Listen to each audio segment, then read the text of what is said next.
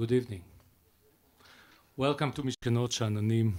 My name is Moti Schwartz, and I'm heading this wonderful place and the great programs that we are producing here to bring you the flavor of, and I'm saying it with no doubt, high culture, international and local voices, and original content and ideas.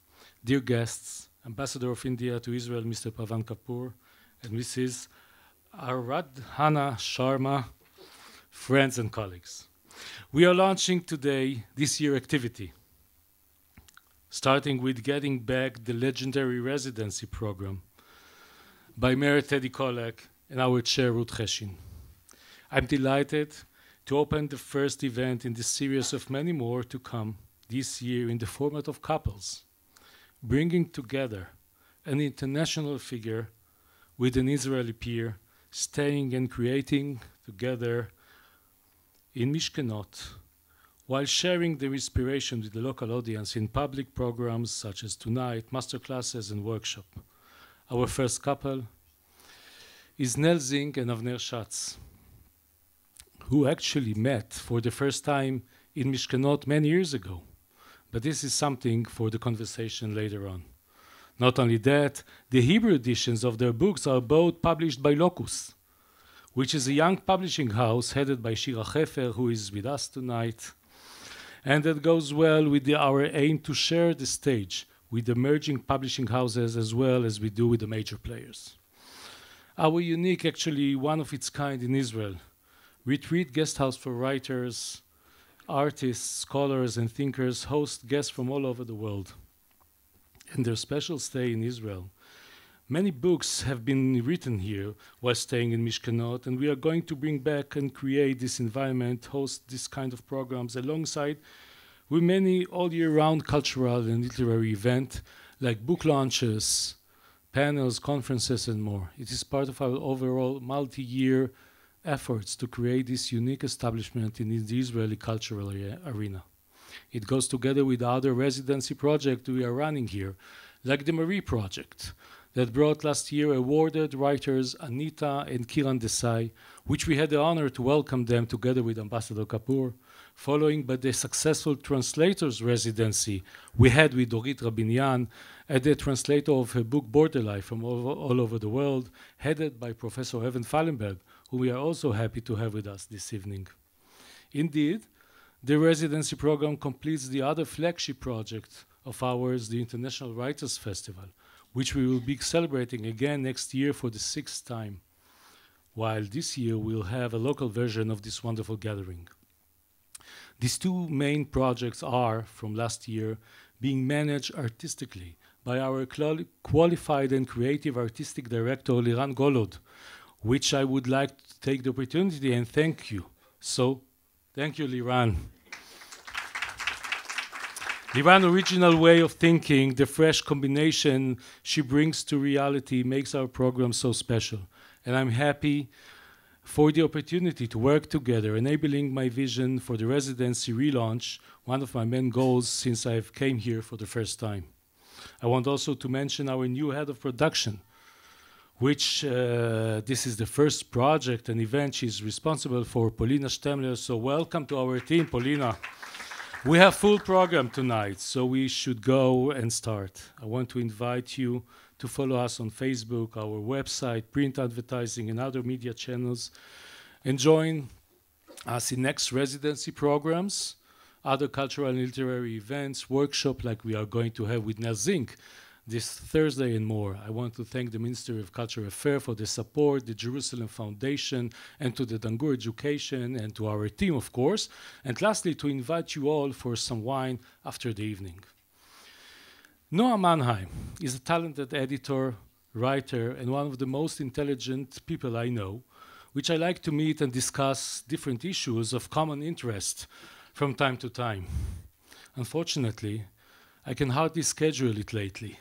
So I had no other option but to invite her to host this evening.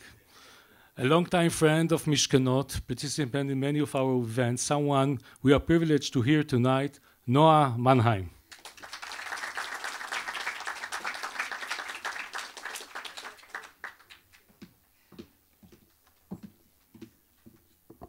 most of the guys that stand me up just send chocolate, so. No, we were supposed to meet like 2 weeks ago, and he stood me up like that. It was just very sad. Oh, that's a shame.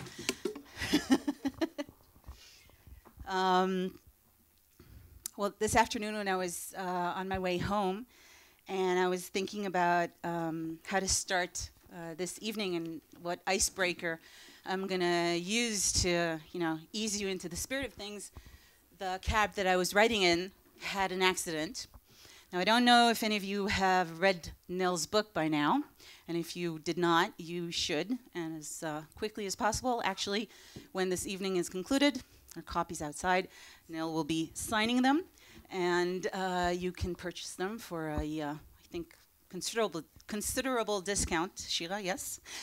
But her book starts with a very shocking and tragic and hilarious car accident, and her heroine, Tiffany, gets a bump on her forehead and a miscarriage. I was lucky to just get the bump on my forehead, but I was sitting in the cab and I was holding my hand to my head, and I saw there was a little bit of blood on my fingers, and I was like, no, this can't be happening. This is too perfect to even believe. So if any of you want to come over after the evening and see the scar on my forehead, you're welcome. This is the God's honest truth. So I'm not going to be speaking as much during the evening, I want to assure you and comfort you. But I would like to invite our guests. Not yet, though.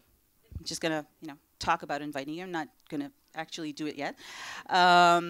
Nell Zink is a rare literary sensation, and not only because of the sharp, tough, superbly articulated prose style that she has, but also because sometimes I feel that we live in a period that is so jaded that it's really hard to excite us. And she's managed to do it not only in English, but in Hebrew as well. She was brought to us by the formidable team of women heading Locust Publishing House, Shira Hefer, Michal Shalev, Michal Kristal. Did I mention you can buy the book afterwards? Okay. But for 15 years, if I'm correct, Nell's sole reader, or her prose reader, was Aבנר Schatz. And Aבנר Schatz is with us tonight as well. And his book, Dead White Men, was also published by Locust, also awaiting you outside in the foyer. He's also going to be signing, and after he signed my book, I can promise you it's going to be an experience you don't want to miss.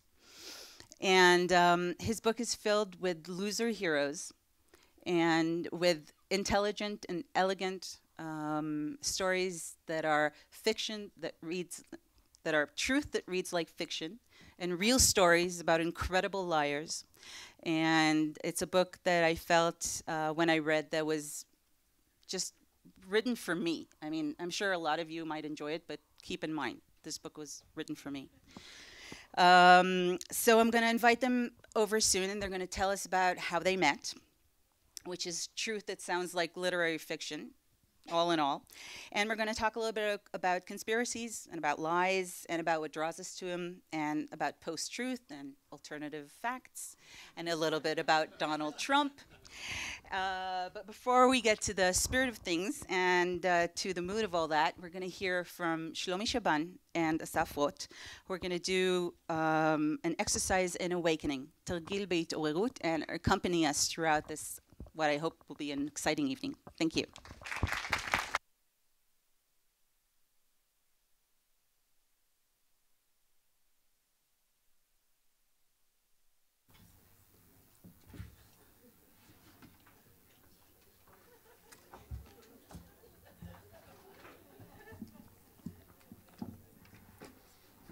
ערב טוב.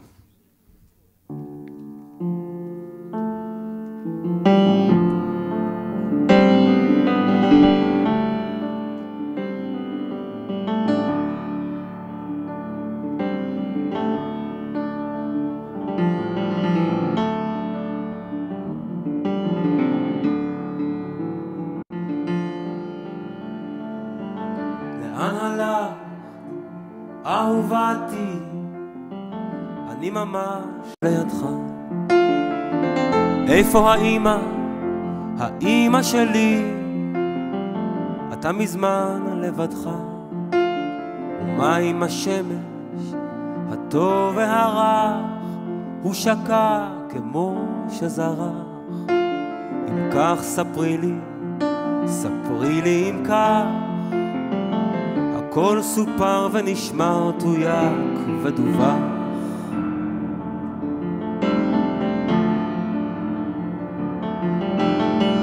אני שומע שוב פרשים, אינך שומע דבר.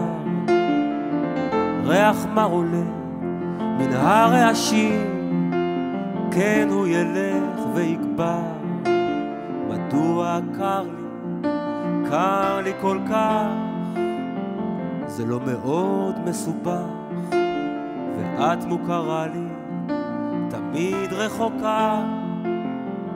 אתה ליד עצמך, אני ממש לידך.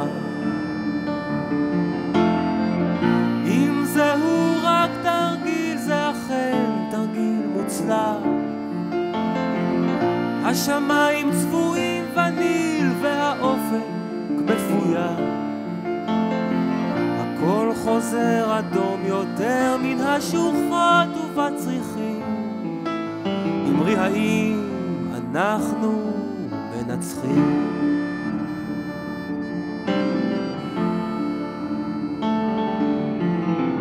מתי בדיוק כל זה מתרחש? בזמן שכתבתם שירים. כן, מה איתם אם כבר מדברים? נותרו רק למי שזוכרים. אז אם כך בעצם דבר לא קרה, כן אם כך הכל קשורה. תמיד היית עשוי לפשרה. אתה שובר את ליבי, אני ממש לידך. אם זהו רק תרגיל, זה אכן תרגיל מוצלח. כי השמיים צבועים וניל והאופן מפויר. הכל חוזר אדום יותר באלונקות ובפרחים. אמרי האם לאורך הגדה שואל ותיק הלל. מפקדים גלויי מגף נפלו להתפלל. הרוח האילם הלם, ילדה חמקה מן המסגד. החושך התאסף ולא ירד.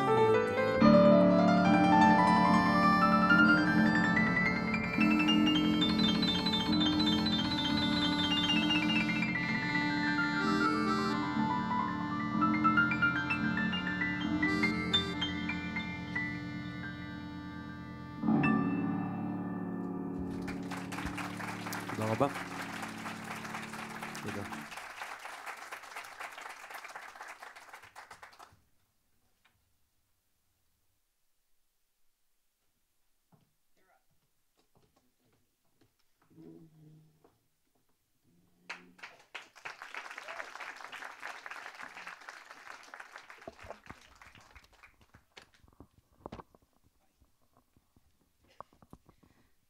So hello to Nell and Avner. Yes, you're going to need that. Hello. You try to, think we won't notice, but. So I'm going to do the Jewish mother thing now, and I'm going to say, how did you two meet? Tell us a little bit about how you two met. Well, it was in Mishkenot, as you all know by now, but not quite. We need all the saucy details, please. Well, do you want to go? Well, okay, I could. Are you going to tell the truth? Well, I should be enjoying this because usually people want to know how I know Jonathan Franzen, but Yes. this is a much more interesting story. Once upon a time, In a galaxy far away. I married an Israeli poet, and he was invited to a workshop at Mishkenot Shananim, in like 96. No, it was more Microphone. 98, I believe. Okay, it was like 98. No, it Like must have this been all the earlier. time. I spoke to Sorry. them with Ford. They're like a married couple that's been together for like 7 years. No, Keep Avner's correcting each other all the wife time. is gesturing. It was not 98. Okay, because I moved to Israel in 97. So my husband had met at this poetry workshop a fictional character from Avner's novel Lashut El Ashkia, because Avner's character Elad Manor was a poet. And Elad Manor wrote poetry, and he submitted it to Amir Or, whoever was running the Mishkanot Shananim workshop, and this fictional character, Elad Manor, was accepted at the workshop. Because Avner is a postmodernist, or as my husband used to say, a shallow smartass. So then Avner was faced with a dilemma. Does he out himself as Elad Manor, the great poet? The great fictional poet. So that's what he did, because it was like, a free trip to Mishkanot. Yeah, several weekends actually. So then the acquaintance was there, and we went to Haifa and had coffee with Avner. And Did you know he wasn't the actual poet by then? Or were you certain that you're meeting this fictional character? I had seen my husband reading the novel Lashut El Ashkia and constantly saying, "Oh my God." Because supposedly I can't read it. The Hebrew is way too hard for me. But supposedly there's a chapter that's a pornographic pastiche on the Enid Blyton famous 5 detective novels. But it's just insinuating. It's not very, hardcore. But anyway, yeah, so that's the true story about the fictional poet. And the thing is, shortly afterwards, Nell was so impressed with the book she couldn't read. She tried very hard to read it, and then she decided instead to write it. And she did, over emails to me. It was a chapter a day for quite a while. Yeah, I hadn't known him very long, just a few months. But this was in What were December. you doing at the time? Were you working or? No, I was in Herzliya. That explains how you could send him like a chapter a week. And no, it was a chapter a day. What were you doing in Herzliya? I was married to the great poet Zohar Eitan. Yeah, I think you're doing something wrong. I think you should move the residency to Herzliya. Apparently, it produces much more fiction. I was in the same neighborhood as Igal Amir. Is that his name? Yes. Yeah. Absolutely. We'll talk about politics later. So yes, a lot of well-known. Yeah. So the Giborei Tarbut u'Meatzev Dat Kahal are from. It's so sad that these are the Hebrew words that stuck with you. It's true. So anyway, she wrote Lashut El Ashkia by Avner Schatz, and I was so impressed and so overwhelmed by her formidable writing that I translated it to Hebrew, creating the monstrous Sailing Towards the Sunset by Avner Schatz by Nell Zink, translated by Avner Schatz. Because this shallow smartass thing is something we share probably, but it's not real. We're not real shallow smartasses. It hides the pain, the deep sensitivity, And then you say people don't get it that I'm funny and they think this is who I really am, and you wonder why that is. I wasn't mocking your pain.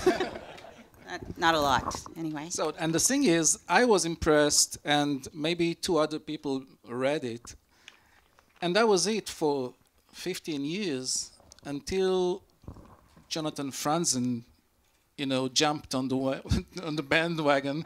Finally, it took him many years to realize that there was a hidden diamond, not even in the rough, like a polished diamond, just simply unknown. And the rest is history, because all of a sudden I became well known to certain literary circles in Brooklyn because Nell mentioned me in her writings. You're in which was Wikipedia. Extremely weird. Dude, you're on Wikipedia.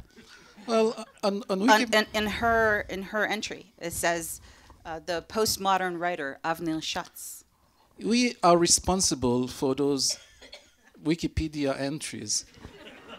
She wrote my entry. You're destroying my faith in humanity right now. I wrote his entry, but I don't know. We don't know who wrote my entry, so. Now is the I time wrote his entry. I've been say, trying to. now is the time to tell the truth. And, I've and been she, trying she to promote faked, she the work faked of- my year of birth, I think. I have been trying to promote the career of Avner Schatz for a long time. So of course I made him younger. I was living in Germany where it's legally permissible. An artist, any kind of artist, can get an ID saying that they're up to 5 years younger because they know how important that is for artists. So I made him 5 years younger, and then someone went in and corrected it. So I'm not the only one who cares. But my favorite bit of Wikipedia is when it says, it's already edited out, but it said, Avner Schatz is a fictional creation of a literary group in Tel Aviv. He's not a real person. Please delete this entry. And it's really my favorite, but somebody else, came through. Jeff Green from Jerusalem Post said, no, he's a real person. I know him. He's an actual person, and he's sitting with us here tonight. And you might be, much younger than you appear to be, or at least you say you are. Or much older. Or much older, but you're not yet a dead white man. But we will hear a song now by a dead white man, one of the victims of the notorious 2016 year of death. This is a song by Leonard Cohen, performed by שלומי, שבן ואסף רוט. בבקשה. Thank you. זה תרגום חדש לשיר ישן.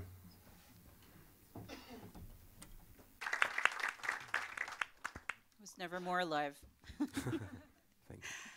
And now, after I've revealed the stunning conspiracy behind your persona and the fact that you're not actually an author but a postmodern construct, I wanted to maybe go a little bit into the topic of the evening, which is, among other things, conspiracies. And I looked it up on Wikipedia, so now I'm really not sure that I'm saying anything that is genuine. But it's comprised of two Latin words actually meaning talking and together.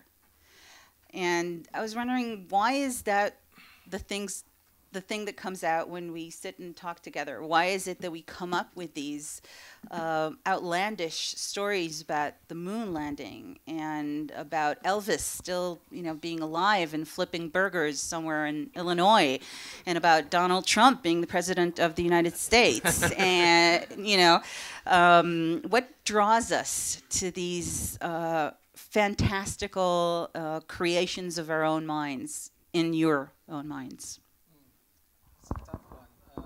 It's going to be easier with this.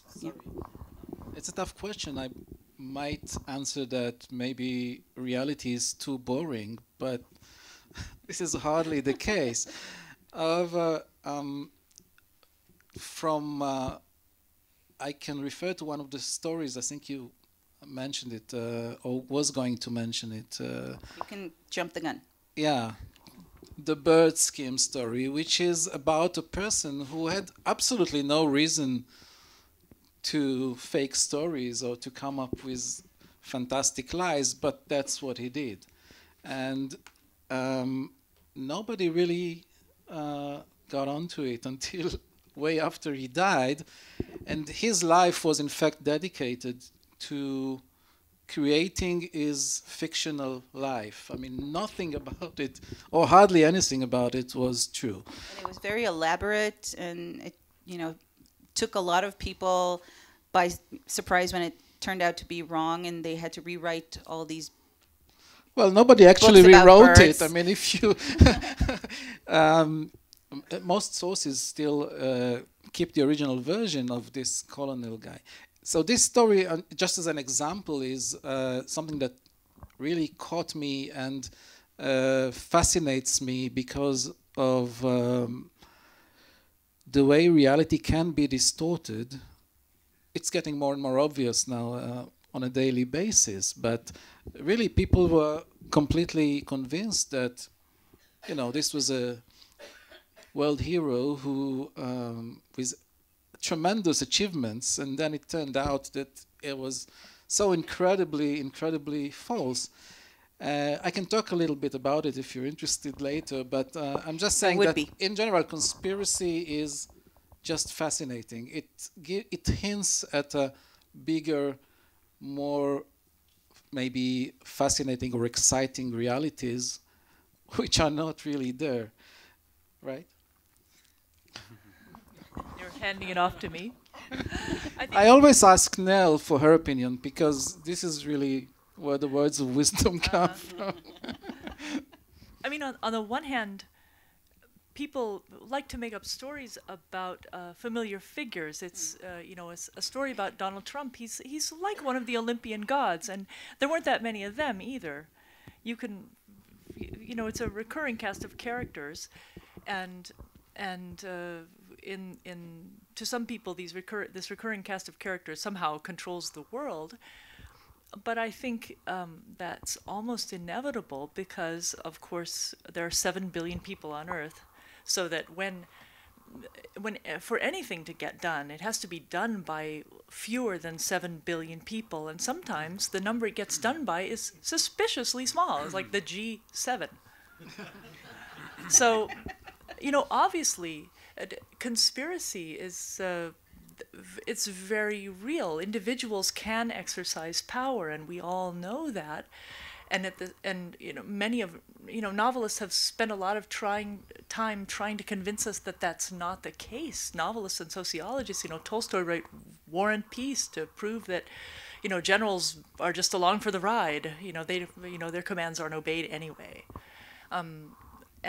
That's a comforting idea that there's some sort of big sort of snowballing inevitable trend or system, something like Marxism, that just moves us along no matter what we do. It's almost comforting, because the idea that the G7 just sat down and thought, you know,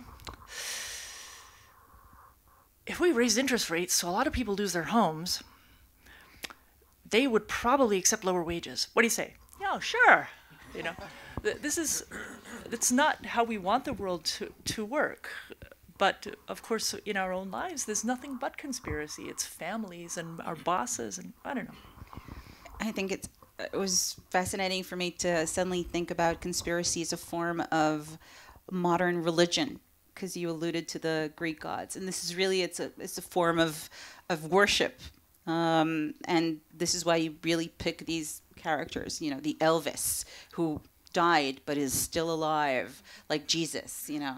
And the moon landing is also a mythical event that is so hard for us to comprehend that it actually happened, that maybe it really didn't. And our tendency is always to think about conspiracies as, you know, conspiring to do really bad things. I mean, I don't see, you know, conspiracy theorists sitting and talking about the G7 sitting down, deciding to clone unicorns and, you know, release them to the wild. It's always these sinister, dangerous, scary schemes going on. There's a passage about conspiracy in The Wall Creeper, Hakotli, where Tift, the protagonist, talks about how no, actually it's her friend Birke, but anyway, it talks about how returning the river Isar in Munich, Germany, to a natural condition was the product of a conspiracy, because they knew they could not get widespread support for this, because you can't get support for something that doesn't exist yet. You know, people will just say no, they're conservative, they want the status quo, so that if you want to change something, you have to get a little conspiracy together and do it behind their backs, against their protests or without their knowledge, and then you can gain their approval, because then it'll be facts on the ground, as they say here. Facts on the ground. Facts on the ground, or boots on the ground, so. So it's, I mean, conspiracy can also be a force for good, and it definitely is in the environmental movement, which it doesn't really have broad popular support. Selfishness has broad popular support, greed has broad popular support, but not nature. So there's a lot more of nature. I mean, you're talking about having a small number of people making these decisions, like the G7, and nature is like, maybe it's too sprawled. You need to select representative of the animal kingdom to come over and pitch their cases to the UN, and maybe it's going to be easier. It's just so many of them, That's why maybe we're trying to eliminate as many as possible. So I have an answer to that, but I should probably let Aבנר talk. Why? Oh, well, that's what's being done. Is that in that before we can't have a real species management plan unless the species is endangered. So if we can take a common species like the skylark, where there are millions of them, and get it down to where there are like 20,000 skylarks, then we can invest money. I mean, things have to be miniaturized, to be treasured, to be loved, to be comprehensible. The way we take the experience of a lifetime and put it in a book like Gvarim Levanim Metim, Yes. which is so small. And so I mean, rare. barely weighs anything, and yet there's so And is much so wisdom adorable. and experience packed into it, and it's so cute. Yeah. Not that I've read it, but he tells me stories about it, and they're very, very entertaining. So, it's a very broad question. Conspiracies. I don't think I have anything really marvelous to tell about it. But every literature, in any type of literature, in a way, is a conspiracy theory. It conspires to convince you that it's the truth, or it could be the truth. And so, what I usually aim to do when I write is to get a decent mix of both. And I think I've done it here. And whereas Nell is just a natural writer, and everything she writes is believable, even if it's totally made up, right? Totally. Yeah. Totes. Totes. Is that a new That's what we Brooklyn say in thing? this is what the Brooklyn. kids are saying now. Totes. No, 2 years ago. Even anachronistic up here. If you were talking about authors and truths, I think it's the perfect minute to stop and offer some harsh truths from another white guy who's not dead, but did not bother to show up to his Nobel Prize ceremony. So we're going to hear a true story now, Hurricane by Bob Dylan, followed by Motik by Shlomi Shaban. Hit it. Translation for Dylan as well. I must say, they asked me to sing Hurricane, and I refused. And my brave colleague over here is going to try his luck, and wish him luck, because he needs it. As he says, the son of a bitch is brave and getting braver. Exactly. We'll see when this ends. You know the words, you can sing along. 1, 2, 3, and...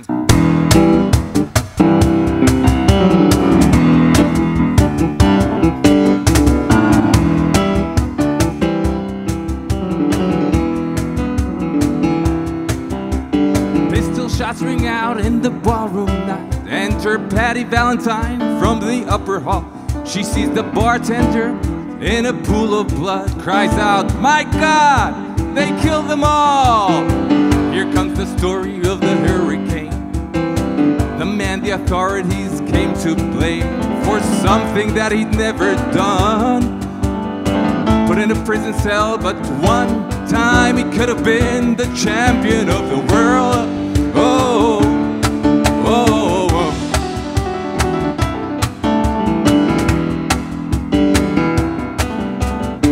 3 bodies laying there does Patty see, and another man named Bello moving around mysteriously. "I didn't do it," he says, and holds up his hand. "I was only robbing the register.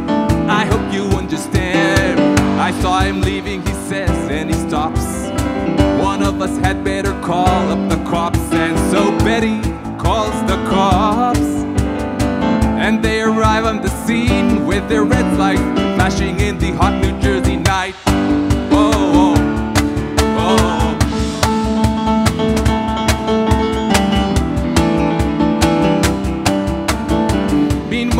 Far away in another part of town, Reuben Carter and another friend driving around, #1 contendant for the middleweight crown. Had no idea what kind of shit was about to go down. When a cop pulls him over to the side of the road, just like the time before and the time before that. In Patterson, that's the way things go. If you're black, you might as well not show up on the street unless you want to draw the heat. Draw the heat. Draw the heat.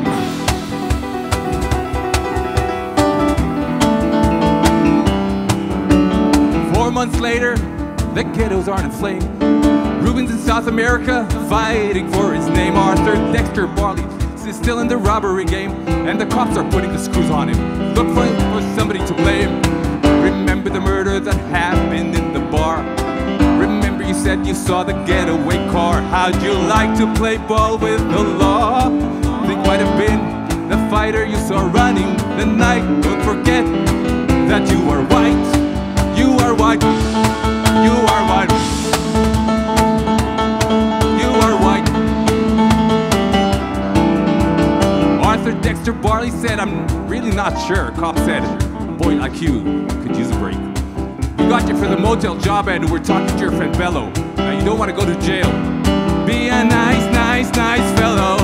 You'll be doing society a favor. That son of a bitch is brave and getting braver. We want to put his ass in the steer. We want to put this triple murder on him. He ain't no gentleman, gentleman Jim.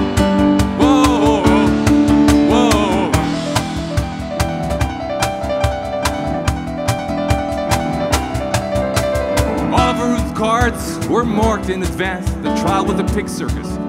He never stood a chance. The judge makes Reuben witness his court. To the white folks he was a revolutionary bum. And to the black folks he was just a crazy nigger. No doubt that he pulled the trigger. And though they could not produce the gun, the DA said he was the one who did the deed. And all the white jury agreed. They agreed. They agreed.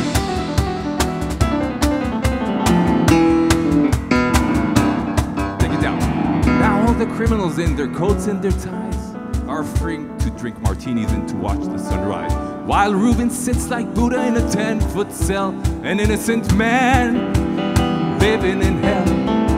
That's the story of the hurricane. But it won't be over till they clear his name and give him back the time he's done. Put in a prison cell, but one time he could have been the champion of the world, of the world, of the world.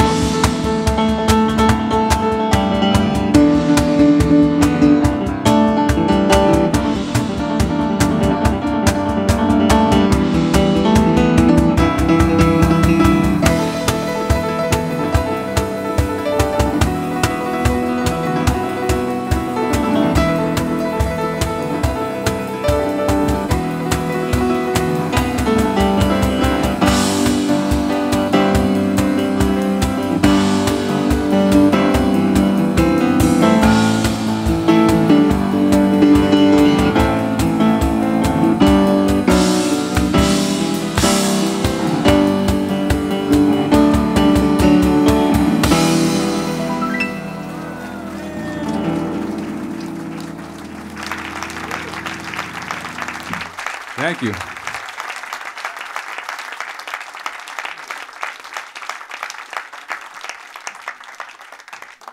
We'll do motek later. You want to do it later? Yeah. We miss you. That's what my son says when I'm here.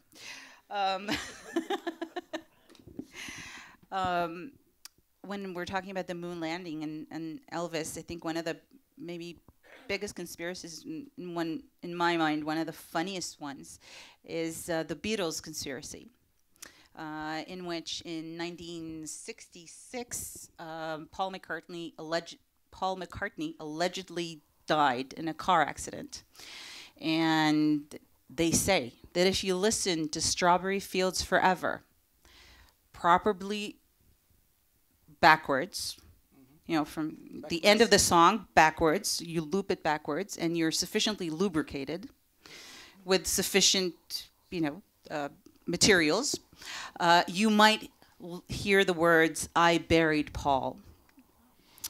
And this conspiracy grew in numbers over a couple of years. There's also interpretation that the images on the cover of Sgt. Pepper's Lonely Hearts Band, some of them are not wearing shoes, and the fact that they're not wearing shoes is a sign of mourning.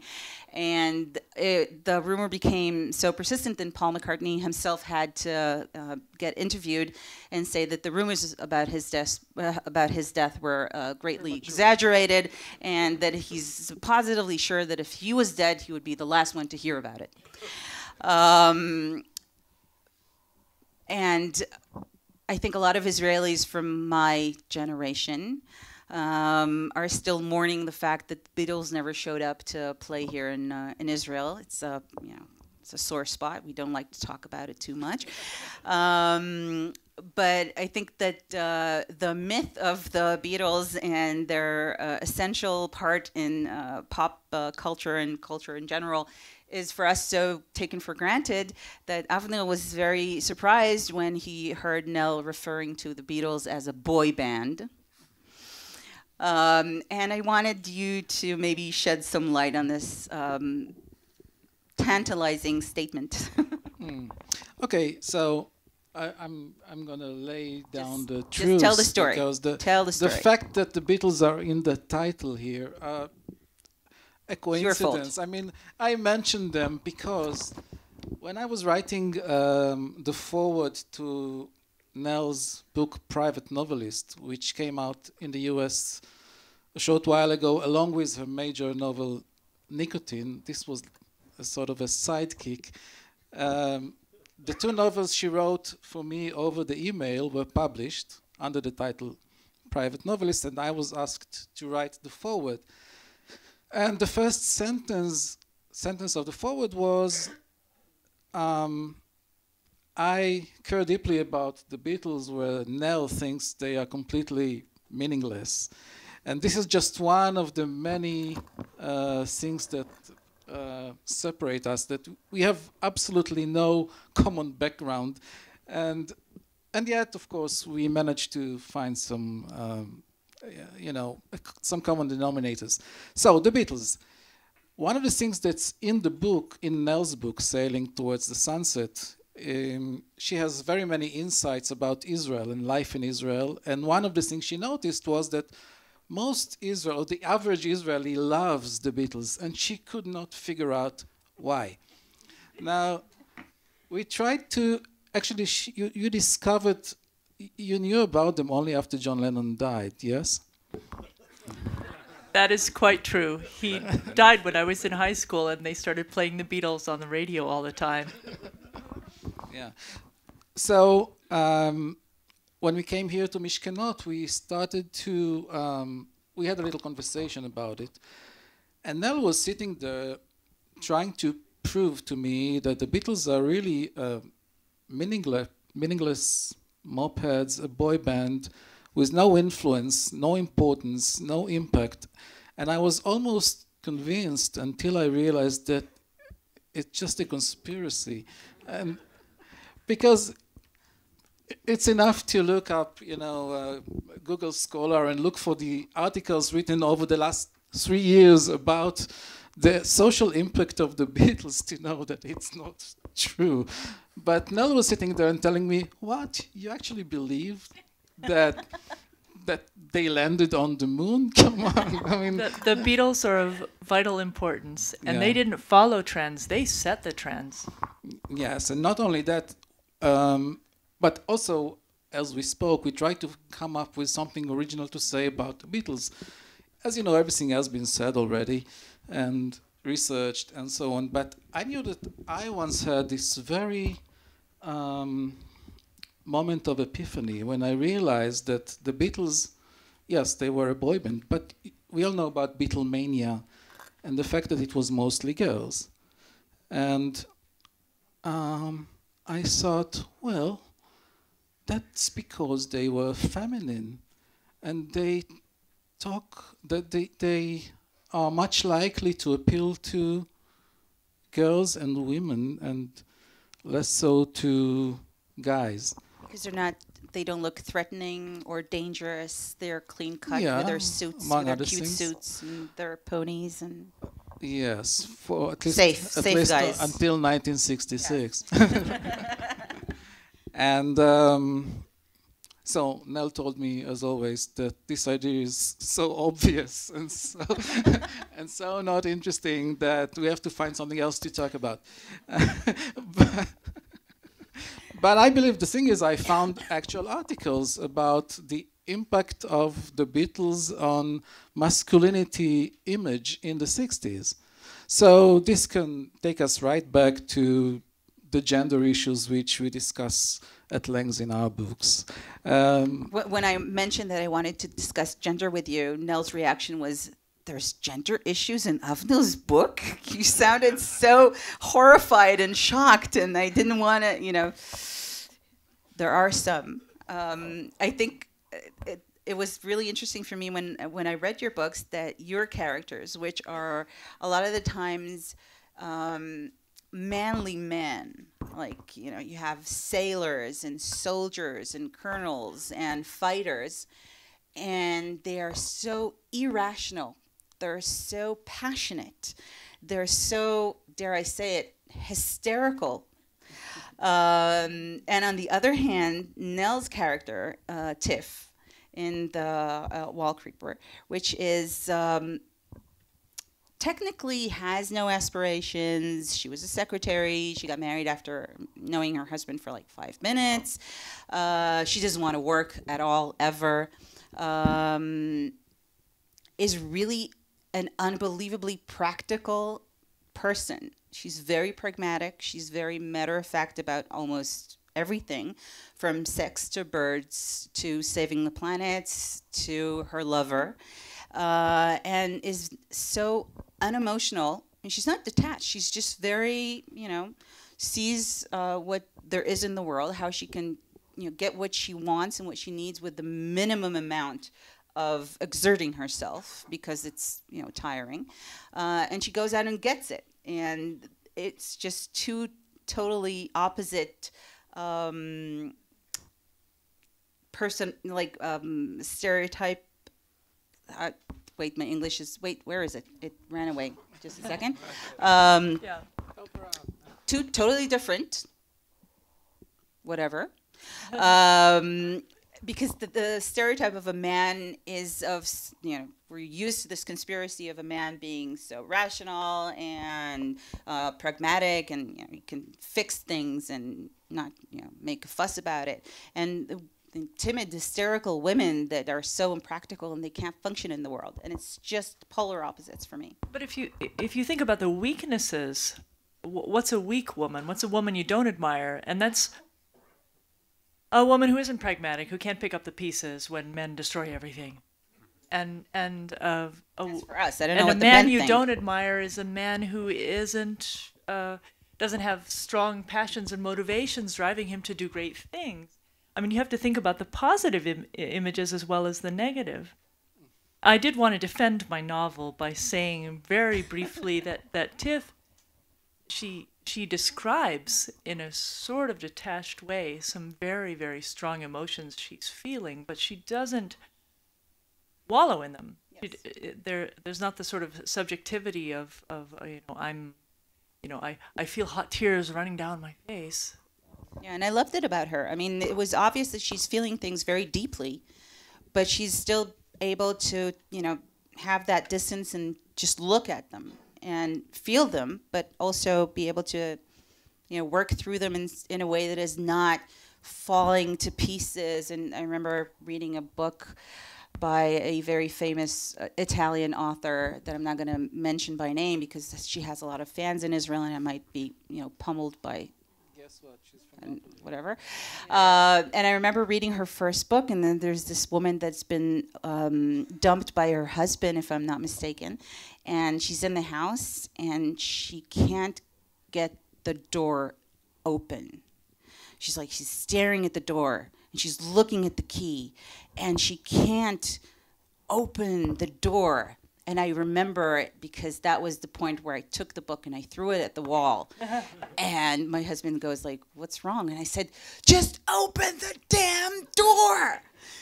So Tiff opens the door. It doesn't mean that she's not mourning or not feeling anything, but she still manages to open all the doors she wants. And this is one of the reasons I loved her. She definitely functions. Yes. But, you know, dysfunctioning is a kind of functioning. Sometimes it's better not to function. You should also mention that Peg, your heroine from Miss Slade, is very, very active in many unimaginable ways, like hiding for 20 years. We're gonna talk about Peg in a minute, right after our next song, which is gonna be a song about rumors. If we talk Don't about you want to go back conspiracies. to the one we missed, or you want to skip it? We can do both. We can go back. We Yeah, can let's go actually back. do whatever Let's you go want. back. You're you're the guy. So we're going to do another Dylan song. This is one translated to Hebrew, originally called Mama, You've Been on My Mind.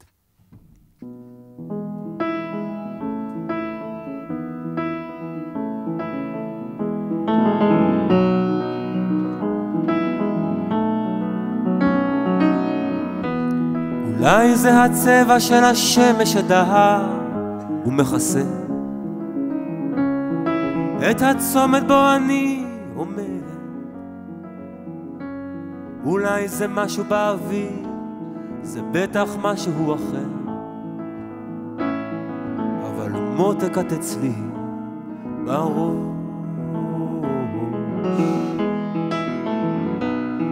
אני לא מחפש צרות, אל תכעסי, אל תדאגי, לא אתחנן,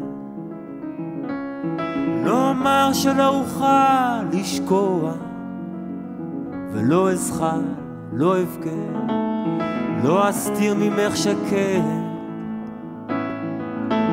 מותק את אצלי בראש.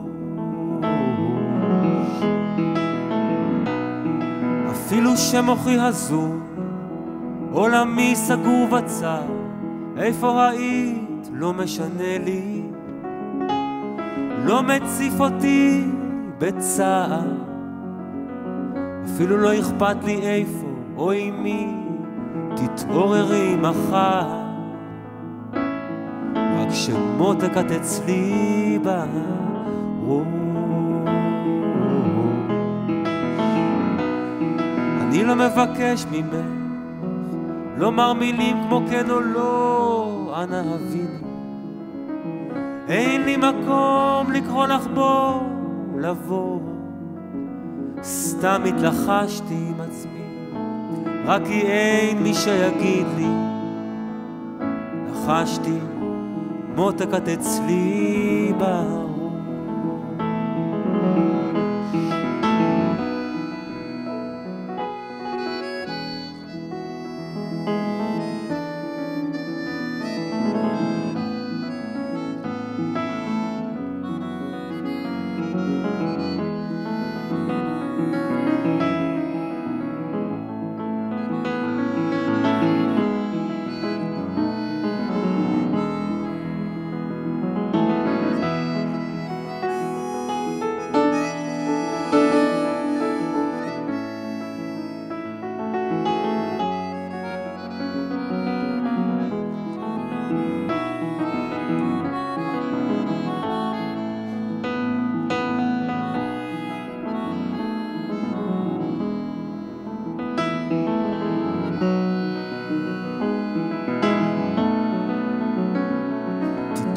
מחר יפה, הביטי בראי, ולא אהיה שם לצידך, לא אהיה קרוב, אל תופתעי, רק אהיה סקרן אם את רואה אותך צלול כמו מי שהיית אצלו בתוך הראש.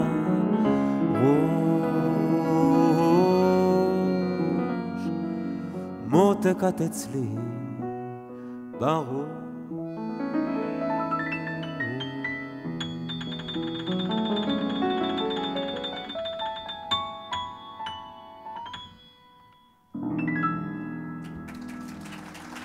תודה רבה. תודה. עוד אחד? אוקיי. אני פה. So this is the one regarding rumors, let's say. שמועות והדחקה, זה השיר הזה.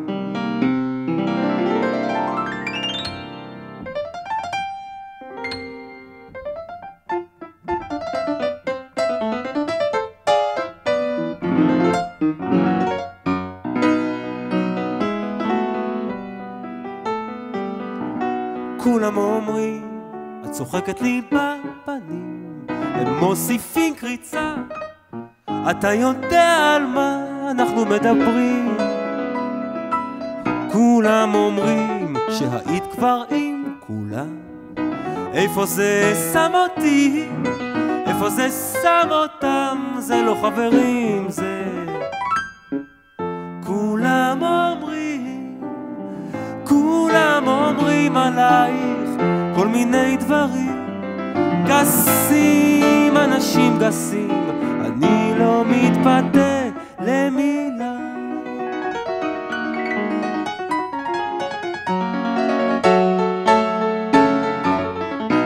כולם אומרים, את צוחקת לי בפנים, מוסיפים תפיחה, אנחנו בתך, זאת אתה מבין, כן. כולם אומרים שהיית כבר עם כולם, איפה זה שם אותם, איפה זה שם אותם.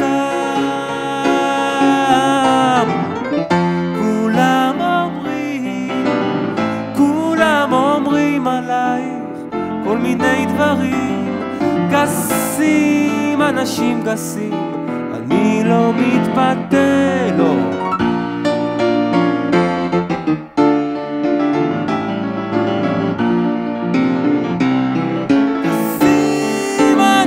גסים, אני לא מתפתה, לא.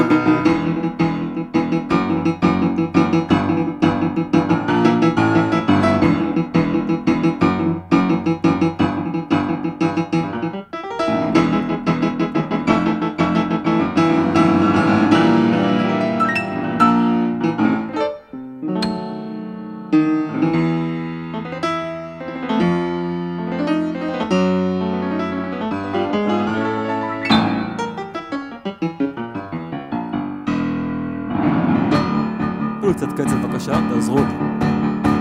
יותר חזק.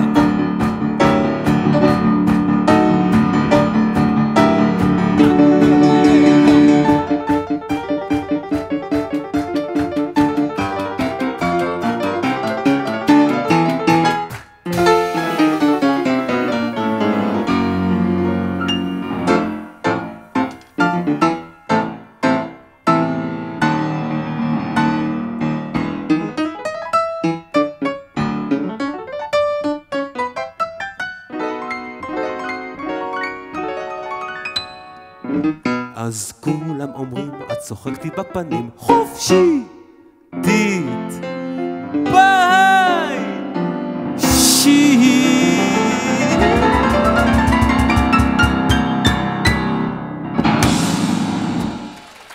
תודה. אספות. תודה רבה. תודה.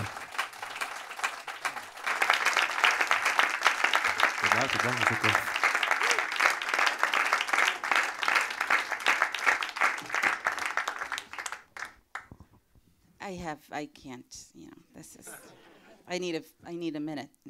That's a conspiracy. Yeah. Avenue, help me now. Help me here. Where do we go from here? I don't know. You've mentioned Mislaid before. And the heroine of Mislaid, Peggy, pretends that she is African American. Am I correct? Yes. Just because So it's far true. away from you, I can get it for you. Yes. Yeah, while I think it's much better to let Avenir talk about my books, and I'll talk about his. And then you can talk about the one with Bayevsky's lost letters. yeah, you read Bayevsky. Mislaid is a sort of a farce, like Shakespearean comedy in a way, but when it starts out, it's really this weird story about a young white American who is being feels forced to escape her husband and live in hiding. And the best way to hide in the American South in the 60s? Wait, it's the 80s. Why did I say 60s? Because of the Beatles. It starts You're in still the with the 60s. Beatles. It starts in the 60s. Eventually, she ends up pretending to be black. And when I read the manuscript, I was like, Nell, what's going on? The child is blonde. How can she pass in black? So Nell gave me a lecture about the realities of America. What are the realities of America now?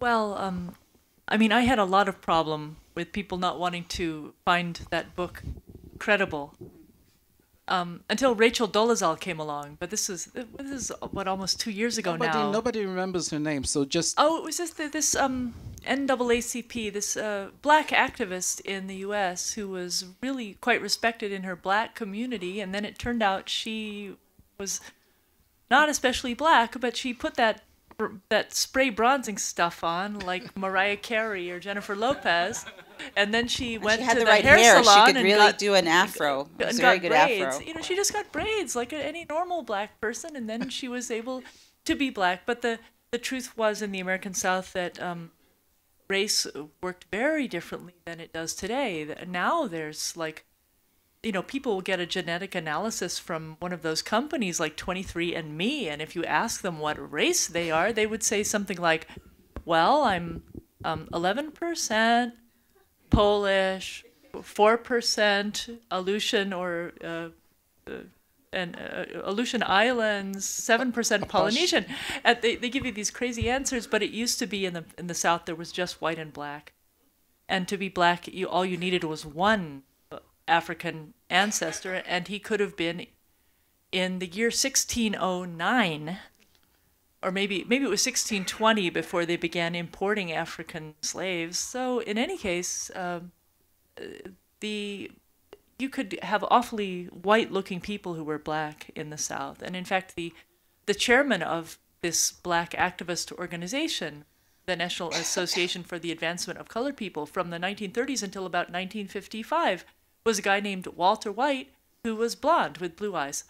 So I just picked that up in this book, which, however, is not being published in Hebrew that I know of. So we should move on to another topic.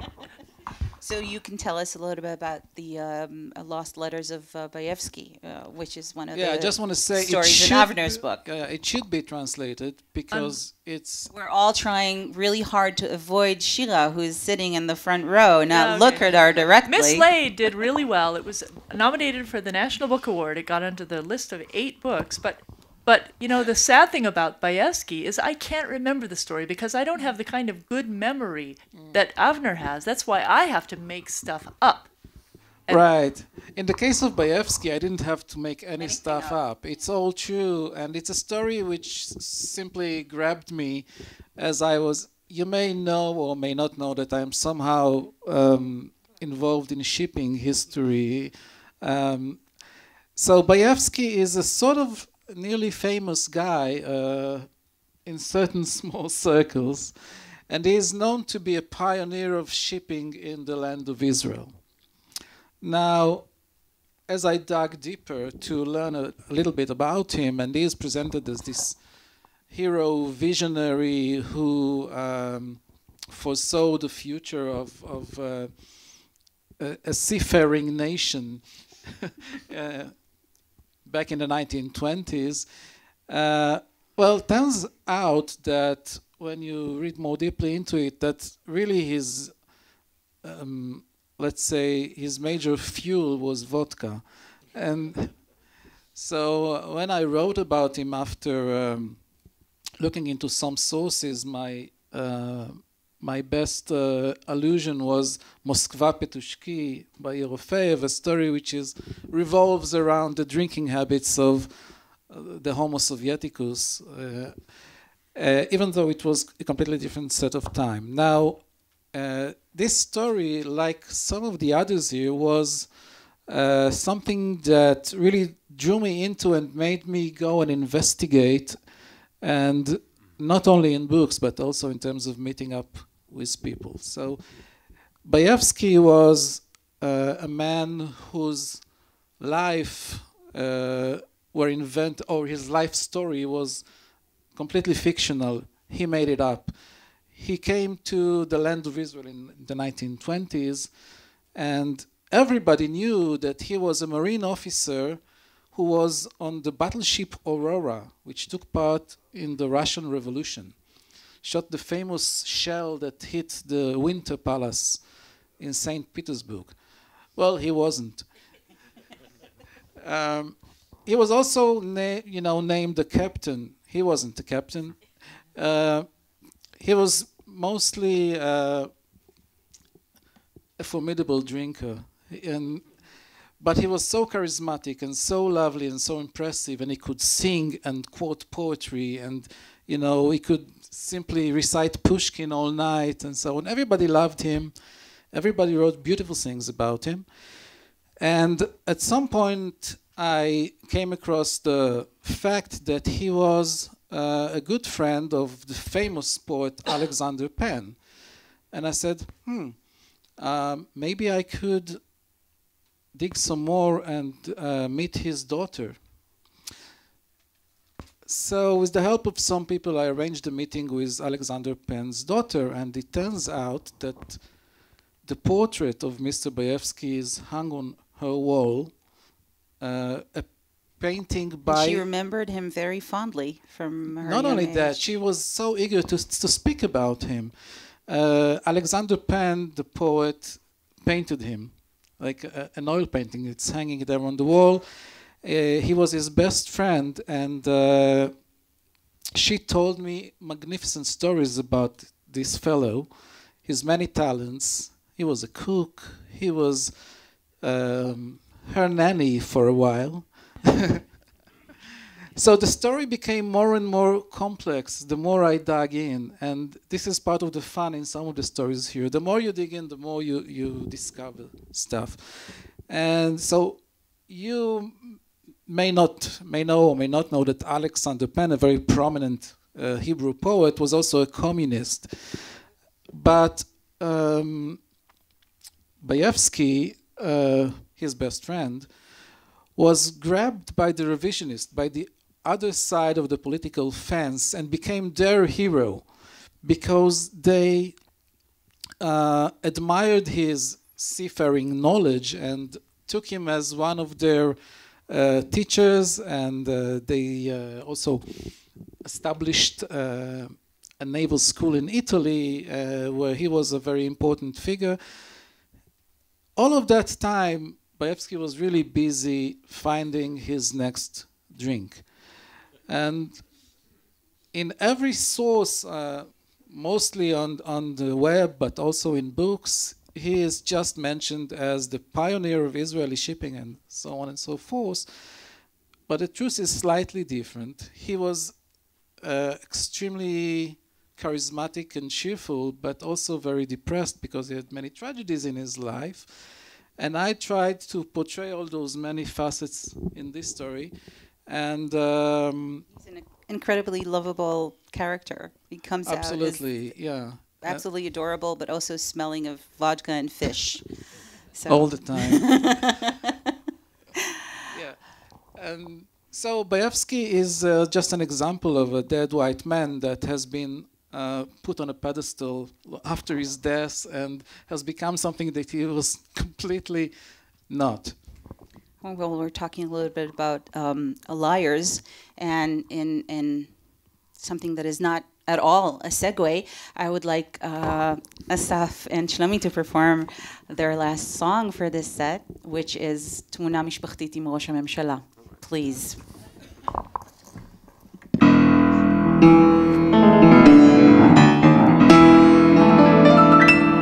נדמה שהוא עשוי משער, לפעמים אינך מבדיל האם הוא אל או צל או רוח רפאים של איש רגיל.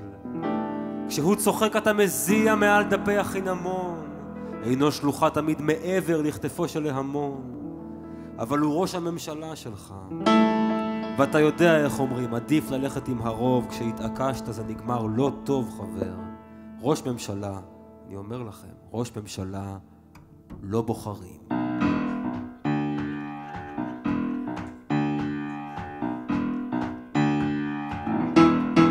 זה נדמה שהוא עשוי משם, לפעמים אינך מבדיל האם הוא אל או צל או רוח רפאים של איש רגיל. כשהוא צוחק אתה מזיע מעל דפי החינמון, אינו שלוחה תמיד מעבר לכתפו של ההמון, אבל הוא ראש הממשלה שלך, ואתה יודע איך אומרים, כן.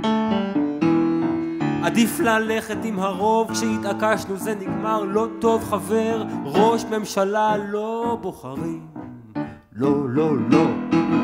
הגבירה עוד מתביישת במה שנשבעה שלא אשמה, שני ילדיו סתומי הרשת וגם מהם אתה תשמע. הנה הוא כבר על הבימה, היום נוטה להעריב, הוא מתחמם, היא מתאפקת כשמתכוננת לתקריב, אבל היא ראש הממשלה שלך, ואתה יודע איך אומרים, כן. עדיף לא להפר סדרים, לא להזיז הרים, רק כדי שוב להיזכר, ראש ממשלה לא בוחרים, לא לא לא. אתה חומק מן האישה, מתגלה בבלרוס, הוא כבר שם מגיח מן האפלולית של כל ערוץ, הוא מדבר איתם עליך, עיניו קטנות רועשות, כן גם בגהנום הוא יעשה לך בושות. הוא ראש הממשלה שלך, לא משנה מה הם אומרים, לא לא לא. כי בחדרי החדרים של השנאה שלך, אל מי אתה חוזר? ראש ממשלה לא בוחרים. אמרנו לא, לא, לא.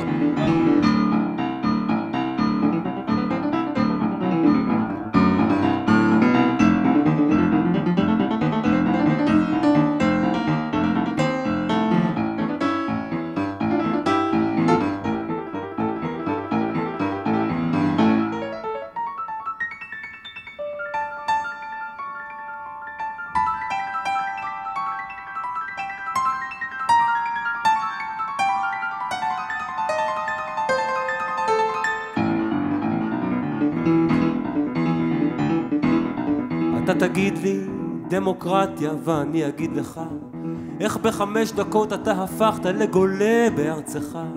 זוכרת איך שהתחבקנו תחת רקיע אדם דם, האוויר נשטף בפחד, המדרגות בדם, את בכית, זה ראש הממשלה שלי, אבל היינו צעירים, כן כן כן, וזה מזמן כבר לא כואב לי, כי לרוב אני לא חושב על זה יותר, לא כואב לי, כי מזמן אני לא חושב על זה, מזמן זה לא כואב לי, כי לרוב אני לא חושב על זה, לרוב זה לא כואב לי, כי מזמן אני לא חושב על זה יותר. ראש ממשלה לא בוחרים.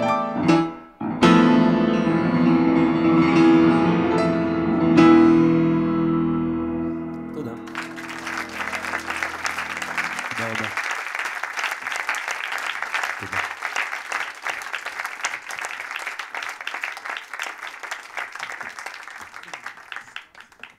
This song takes us directly to our last question of the evening, and in your latest book, Nicotine, you're referring to the Trump campaign for presidency. Am I correct? Yes. And you said that you had this moment of epiphany when you're sitting in Copenhagen, was it? And you realized that he was going to win. Can you tell us how that happened? I was not surprised by the election of Donald Trump. Unlike... It's true. I can testify that she told me in advance. He has written evidence. Written evidence. Have you rigged the election? This is the time. Come clean, Nell. Just tell us. No, we won't judge you. It's okay. But the thing that really struck me about it was that because when I go to the United States, I have a very conservative little brother, so maybe I have some direct access to the soul of the American people, and I talk to a lot of strangers, and I think strangers talk to me. I don't know why, but But in any case, there's nothing about me that would scare off a Trump supporter. And so I, in like taking the subway out to Jamaica Bay Wildlife Refuge, I got into a political discussion with a woman on the train, and she told me about how much she loves Donald Trump. And so I knew that he had his fans, but of course everyone knew that. But the thing that created in me a sensation that that there's a great science fiction critic named John Clute, like in the movie Clute, but with a C, C-L-U-T-E. Yeah. This guy, John Clute, he describes a sensation he calls vastation, like devastation, only vastation, and it's central to horror and fantasy fiction. And it's the feeling that you have when the veil is torn off reality and you see it in its true horror. And this is something, if you read Zizek or Lacan or something, Welcome to the desert of the real. The desert of the, well, so this moment when you realize, oh my God, it's all actually meaningless and void, and we're just molecules. This happened to me in Copenhagen at a literary festival, a very respected festival, and there were two writers there from the University of Michigan. They both teach at the University of Michigan, which is, a lefty, progressive kind of school. Ann Arbor, it's like full of co-ops, and I believe Bernie Sanders may have won the primary in Michigan. Well, it was an open primary, and these two writers told me that they had gone to the open primary to vote for Bernie Sanders, the socialist, because Hillary Clinton is corrupt.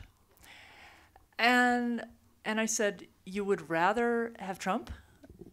And they said, well, he's as liberal on the issues as Clinton. And so after these two college professors told me that, for about half an hour, I was just like, no. I mean, they were I immediately had to go to do an interview for this festival, and they never put it online. I think I was too incoherent. I was completely vastated by the knowledge that had been revealed to me, which is that there's no bottom. There is no depth to which people will not sink intellectually, morally, and otherwise. And you wrote to Aבנר all this?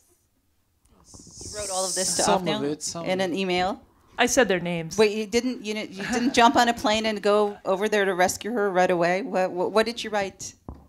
I was following Nate Silver, and I believed him. So I was completely sure that Clinton's going to win until I got this mail from Nell, and I was a bit sort of surprised, but say, well, Nell can't be always right, only sometimes. Well, I was wrong. Reality proved you wrong. Yeah. I think the theme of Nell being always right has been the dominating theme of the whole evening. This is very unfortunate. unfortunate. This is what I feel, yes. It's true. Yeah, it is unfortunate, but it's true.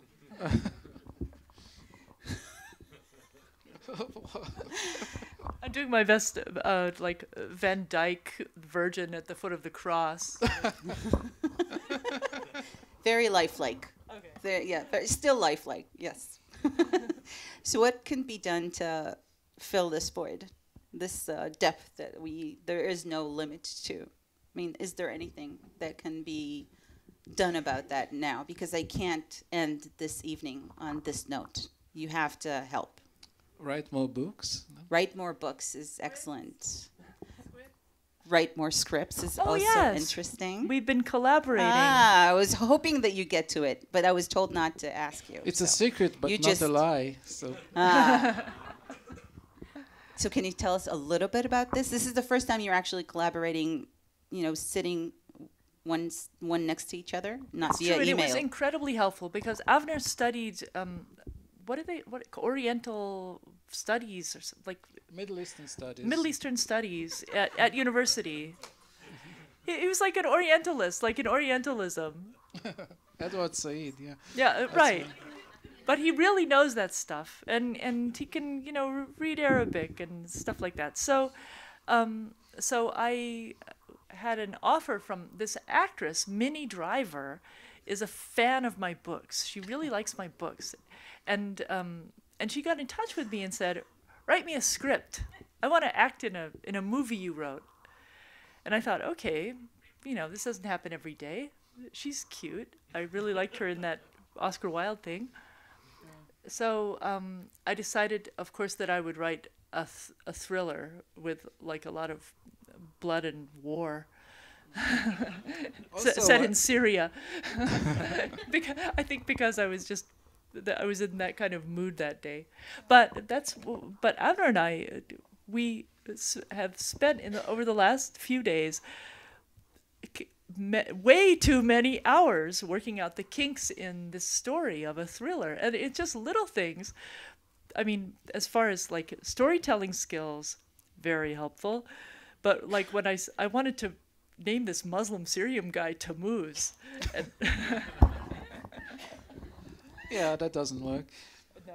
Yeah, we should also say that it's part of Liran's concept of getting us out of the comfort zone and do something that we have not done before. And of course, Minute Drivers was just a happy opportunity to go ahead and do it with a real possibility that it's going to be produced at some point. Right, so if in about 9 years you see that there's a thriller starring Minnie Driver set in the Middle East, you'll know.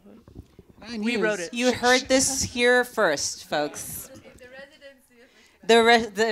Based on a story composed at the residency of Mishkanot Shananim, I'm definitely sure that Moti and Liran made you sign a paper that says that the movie's going to have to include that somewhere. Oh, yeah. Yeah. That you were using you because you don't read Hebrew and they made you sign it, I'm sure. It's a whole one big conspiracy. I'm kind of afraid I bought Liran a house and maybe a second mortgage. I may have adopted her child. I'm really not sure. He's very cute. I can vouch for that. And with this spectacular turn of events sponsored by Mishkanot Shananim, I'm afraid our time is up. And it brings me to the maybe best part of the evening wherein I thank Nel Zink and Avner Schatz. And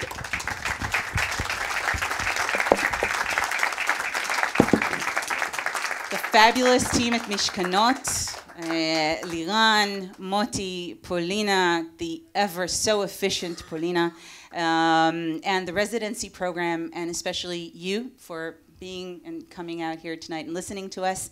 Of course, Shlomi Shaban, Safot, which are going to sign us off with the last song. Thank you so much. Thank you very much. Before we end with this last song, I want to say thanks to our sound engineer, Miki. Thank you very much. And the crew, the sound crew also, and they deserve a round also of applause for being here, so attentive, so professional, so nice. We're going to end this with a song called Adam Tzoek et Shechaser Lo by Meir Ariel. You started off by saying that why are there conspiracies? Well, obviously everybody needs something, either to make these conspiracies come alive, or to try and find out why they came about. So for those of you who don't speak Hebrew, I'll just say that this song says, a person shouts out what he's missing. If he's not missing, he's not going to shout it out. If he's missing love, he'll ask for love. If he's missing war, he'll ask for war. And the list is long and sad.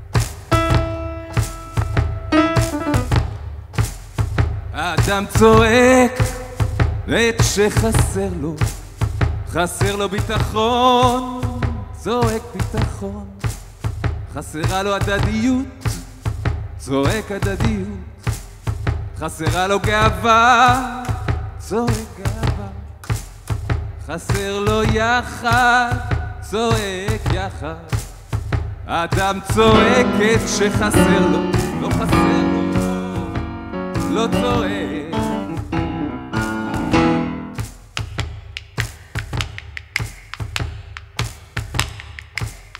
אדם מפגין את שחסר לו, חסר לו כוח, מפגין כוח, חסרה לו ריבונות, מפגין ריבונות, חסרה לו נחישות, מפגין נחישות, חסרה לו נכונות, מפגין נכונות.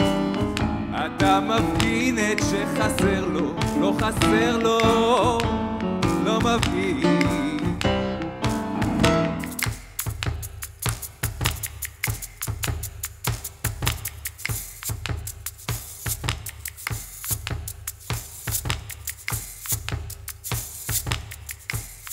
אדם גונב את שחסר לו, חסר לו ניצחון, גונב ניצחון, חסרה לו דעת, גונב דעת, חסר לו כסף, גונב כסף, חסר לו לב, גונב לב. אדם גונב את שחסר לו, לא חסר לו, לא גונב.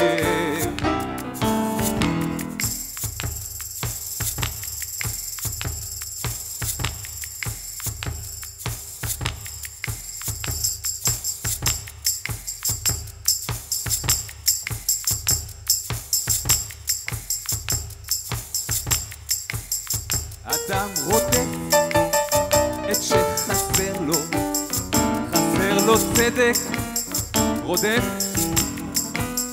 חסר לו שלום, רודף, חסרה לו שררה, רודף, חסרה לו אישה, נשים. אדם רודף את שחסר לו, לא חסר לו, לא רודף, לא, לא, לא, לא. אדם משלים את שחסר לו, חסר לו עיתון, קונה עיתון, חסרה לו תקשורת, קונה תקשורת, חסר לו סיגר, שמפניה, נידה, מיטה, קולות, תיקים, ביטחון, תקשורת, אוצר, פנים, חינוך, משפטים, חוץ, צד, למעלה, מסביב, אדם צועקת שחסר לו, לא חסר לו, לא צועק, לא, לא. שלומי שבן, take it away.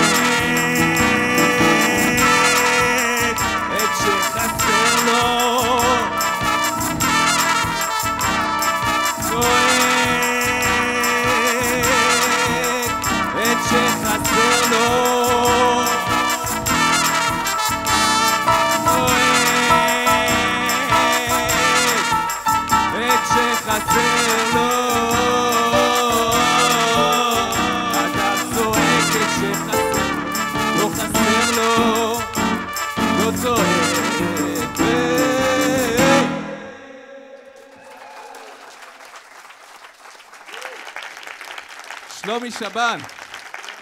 אסף רוט. תודה רבה למשכנות, תודה רבה לכם.